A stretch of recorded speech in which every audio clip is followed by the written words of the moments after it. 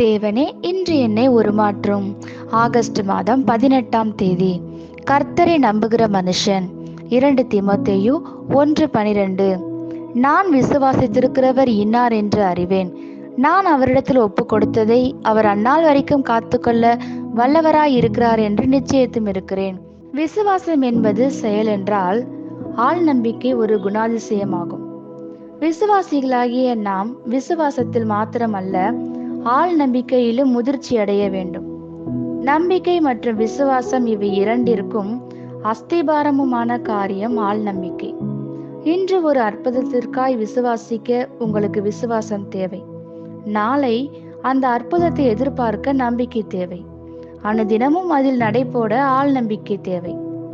ஆள் நம்பிக்கை நம் ஜீவரத்தம். அதிலிருந்தே விசுவாசமும் நம்பிக்கையும் பிறக்கின்றன. ஆள் நம்பிக்கை காலவரையற்றது. விசுவாசம் இன்றைய தினத்திற்குரியது. நம்பிக்கை நாளைய தினத்திற்குரியது. ஆள் நம்பிக்கை என்பது முதிர்ந்த விசுவாசம். விசுவாசம் தேவன் பிரச்சனையை மாற்ற விசுவாசிக்கிறது. நம்பிக்கை மாற்றத்தை எதிர்பார்க்கிறது. ஆள் நம்பிக்கையோ பிரச்சனையில் தேவனிடம் தஞ்சமடைந்து கலக்கமடையாதிருக்கிறது.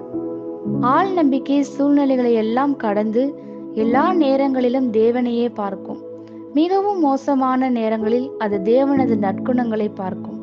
பலவீனமான நேரங்களில் தேவனுடைய வல்லமையை பார்க்கும். கசப்பின் உச்சகட்டங்களில் தேவனது அன்பை ருசி பார்க்கும்.